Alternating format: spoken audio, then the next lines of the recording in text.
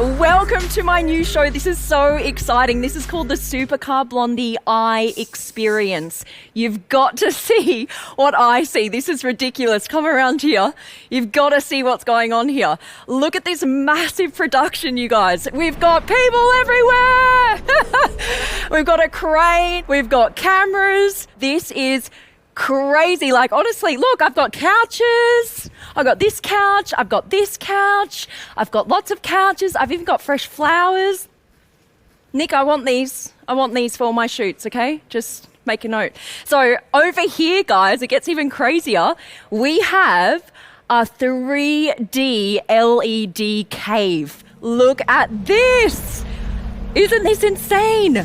So I'm going to take you into the cave in just a second. Let me tell you what is going on. Why the big production?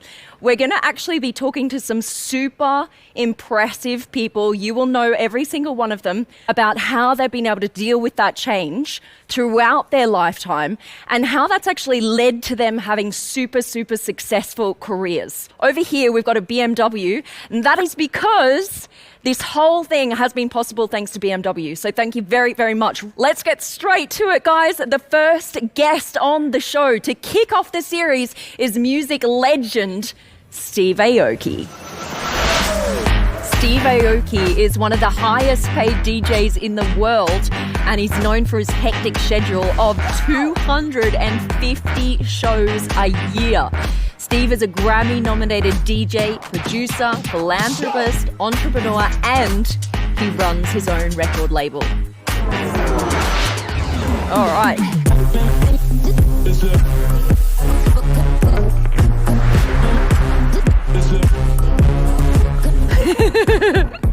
All right. So here we have the all-new iX. This is BMW's flagship electric car, and it's like feeding off all the electricity here. Isn't that super cool? All right, I'm gonna have a tour of this car with you and Steve right now. Let's get to it. All right, Steve, what's up? Thank you so much for joining the show. Steve, I wanted to show you firstly this cave. Look at this. This is an LED light cave, and it kind of changes as the camera moves. Wow. And I kind of feel like I'm at one of your concerts. It's amazing. Like, all I need now is for you to cake me. Yeah, no, it's awesome. I love it. How cool is this? So before we get in or delve into your life story, I just wanted to show you this new car over here because I know that you're a fan of BMWs. And so I wanted to show you the coolest features of this one. This is actually the new iX. And if you just come and have a look at this, this is really cool, Steve. This kidney grill here, this is actually self-healing. What? Yeah, I know. If it gets like a rock chip or something thrown at it, through heat, it will self-heal, which is super cool. Oh my God. I know. Mind blown, right? Incredible. I love hearing about stuff like that. It's like becoming more and more human, you know, like innovation makes things more and more human. Do you know what? I just love it when car companies think outside the box. How cool is this? Look, it's Shy technology. So you've actually got buttons here integrated into the wood. That's really cool. And I don't know if you're into sustainability, but this floor mat is actually made out of recycled plastic. Yeah, I've heard about that where you wouldn't think so. You know, you would think it would be all like hard and coarse, but yeah, it actually feels really soft. Yeah, I just wanted to show you that really quickly because I know how much you like BMs. I love it. For me, I don't know about you, Steve, but a few years ago, I bought an i8 because I think that BMW kind of changed the perception around hybrid cars, and suddenly they looked cool. You know, they had butterfly doors going up and it looked super cool. So I was like, yes, and I got one. And I know you're a fan of i8s. You've actually decorated your entire studio that looks like an i8. Is that right? Yeah. Basically that blue, like the way the blue and the white in the i8 work together, I needed to resemble that in my studio. I even told my designer, I'm like, I need the i8 blue. They're like, what kind of blue? I'm like, and he's like, how do we do this? i8 blue. Come on, you already know this. My memoir, it's called Blue. So like blue is my favorite color. My last name, which is Aoki or Aoki, however way you say it, is blue. Blue, Ao, A-O, it means blue. So, I mean, it's like, I was born loving this color. Yeah. Where did your love of cars actually come from? Like, I just remember from a little girl, I was always into cars. Is there like something that you can pinpoint in your life? Yeah, I mean, my dad, he was a big car guy. You know, he did the cannonball runs when I was a kid. Really? He would trick out cars and like he would do all kinds of contraptions of piecemealing different cars together with his friends that you would never imagine. My dad was definitely the reason. Devon, your sister, guys, if you don't know Devon, she was actually in the Fast and Furious. So it feels like it kind of runs in the family, the whole car thing. Yeah. It's funny because when she was in it, I remember I was like all my friends were like, "Oh my God, that's your sister! She's got the pink car." Suki was her name. Like, she was like the celebrity of the family. The cool thing I just read, I don't know, you tell me if this is true, but in a couple of days' time, are you doing your first ever drive-in concert? Yeah, it's happening this weekend. Did you forget? Sometimes there's so many things happening. I did forget about that. Yeah. But also, I remember I haven't done a show in like 220 days, which is wild for me because I do about 200 plus shows a year, and I've been doing that for 15 years. So having no shows, it's been a strange life. Were you worried, when everyone went into lockdown? Was there like a moment of panic? Like, how am I going to adapt to this? What am I going to do? Well, it's interesting because when it first happened, I didn't think it was going to be that long. So I was just cranking music in the studio. And then what happened was it just kept on extending, as we all know. Yeah. And then I just got burnt out. The people who are listening right now or watching you right now, is there some kind of words of advice that you could give them? Because I know that you always try and take the positive out of what could really easily be seen as just negative. I mean, once we're on our own path, we can easily get stuck in a passive lane. This is the time to really think deliberately about life and make deliberate choices and recalibrate, try new things, and find new passion. And that passion will drive you to learn about new skill sets. Yeah. Has it been weird to see how different live shows are from back then when you first started to now? Because I'm sure there's been a big difference when we think about like the digital change. Now everyone has their phones out and that's pretty much probably all you see in the audience. Yeah, you take that for what it is and you turn that into a power. So everyone's got their phones out. So I say, everyone, put your phones up and now move it left and move it right and move it down and move it up. The power of the energy from all these people is something undeniable. That's why we go to festivals. We're social species. We need to be around the energy of other people. We cannot survive alone. I can feel your energy just through the camera. I can feel your energy exchange. And I think that is so important. And that's probably why I'm dancing in the studio by myself. I'm at your concert by myself, but that's all right. That's okay. I'm talking of dancing all night. Actually, do you mind if we go and take a seat because my feet hurt? Yeah, let's go. Okay, do it. Let's go to the studio. I've got you over here on a TV as well. I've got TVs everywhere. It's so exciting. Wow, this is a cool studio. Oh, so cool. Well, what's interesting, and I think a lot of people wouldn't know this, is, guys, Steve actually studied sociology and women's studies, right? Yeah. So, yeah.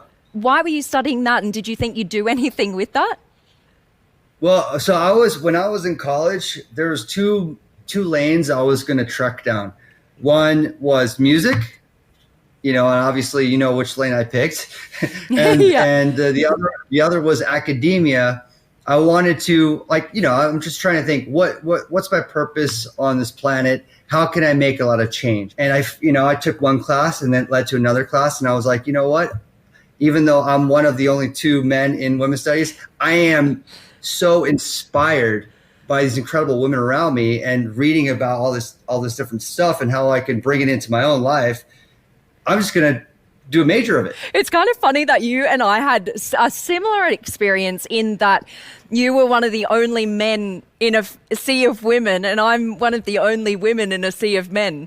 So that's kind of cool. Yeah. So I saw you uploaded stories. I think it was yesterday that you got your new Xbox. Yeah, I just got it. I just got it. I've just heard that BMW is sponsoring 5 esports teams. Really? So is that so? Yeah. So if you ever decide to change careers again, Yeah. they'd be glad to have you. Okay. So how can we find you online? What game are you playing, and what is your username? The game I play and I'm obsessed with, it's only one game, Call of Duty. Call of Duty. Everyone is playing Call of Duty right now. Yeah. What are you known as? I mean, I'm Steve Aoki. You actually managed to get Steve Aoki? Nice. Yeah. So people don't even think it's me. Sometimes I play random people, Yeah. and they're like, "Oh yeah, you're a fan of Steve Aoki." I'm like, "Yeah." Yeah. Even I'm like, "Yo, it's me," and they're like, "I don't believe you." I'm like, "Okay, you know." What I wanted to go back to was you talking about having to get out of your comfort zone. I don't think everyone knows this, but you actually do come from a successful family. Your dad founded Benihana's, and he was, a massively famous wrestler as well. But none of that financial success actually got passed down to you. Yeah, I mean, the thing is my father, the way he grew up in Japan, he was. He has an incredible story of coming from very little and being able to do a phenomenal thing in America and build a business from the Japanese American immigrant perspective, which was very difficult in the 60s. So he's definitely of that tough love mentality of, if they fall and I pick them up, they're never going to learn to pick themselves up. I think in the end, you have to learn your own struggle. We all fail. You can't go through life without failing. Failure is actually, it's a great thing, right? So if you want to truly learn, you have to really fail and you have to really learn how to get up. When I started turning music into business, I was a failure. I mean, I was a mega failure. I just could not make ends meet, no matter how successful I thought I was. I was like, I'm crushing it. But then I look at my bank account, it was like negative a gazillion. And I'm like, what's going on? Yeah. And my dad's like, you got to try something else. It's not like, I'm not going to help you out. You should maybe work on something else, because this doesn't seem like your bag. And then I found DJing was my own lifeline, and I DJ'd, a bunch of times, and I finally climbed myself out. Do you think that anyone is capable of success? And the reason why I ask you that, Steve, is because, people see me around these luxury cars, and a lot of times they think that I've just kind of been born into this. And that's not the case at all. I've had to make my own way like most other people have to do. But I see time and time again, people make excuses for why they haven't been able to make it. Now, I would love to hear from you, your personal experience. Do you think there are genuinely any barriers to success? Like, for example, if you hadn't have come from the family that you came from, or if you hadn't have had a formal education, what are your thoughts on that? I mean, formal education, education in general has changed altogether. You don't need to have the high level degrees anymore to be able to succeed next to the person that has one. All the education is in front of us for free. The schooling, that's it's like having a personal trainer. To do your own workout with your own body is free. To get a trainer to get you into the shape that you want, or the body you want to look, is it going to help you succeed faster. So if you don't have that kind of high level education, or you don't have the access to that, you have to do different things that other people don't necessarily do. And those things, it's just like what Michael Jordan, my favorite basketball player of all time, or Kobe Bryant, what they talk about is they have to show up earlier than everybody else. Right. And you don't complain about it. You go to practice earlier, you leave later. And in the end, what happens is the people that have the success, that they're like, I only need to show up for 30 minutes. Those people, in the end, they don't last as long as the Kobe Bryants. True. They don't last as long as the Michael Jordans. They don't become, I hate to say it, everyone's different, but in my opinion, they're not as exceptional as the people that go early and leave late. And that's a mentality. Yeah. That's not about if you have the advantage of life. If Yeah. you have the mentality to be like, it doesn't matter if I have this in my bank account or if I have this in my bank account. If you show up early, you give that second effort and you go hard, not only did you get better at a skill set, but the people around you respect you more. And the people that watch you root for you. They want you to win. They're in your corner. It goes back to what we're talking about. We have to be of service. It's not about like how much we have in the bank account. It's like how are we of service to people in front of us? And is that going to be are we going to leave? Are they going to leave with something? I felt something special from this engagement, from this person, that they can only give me that.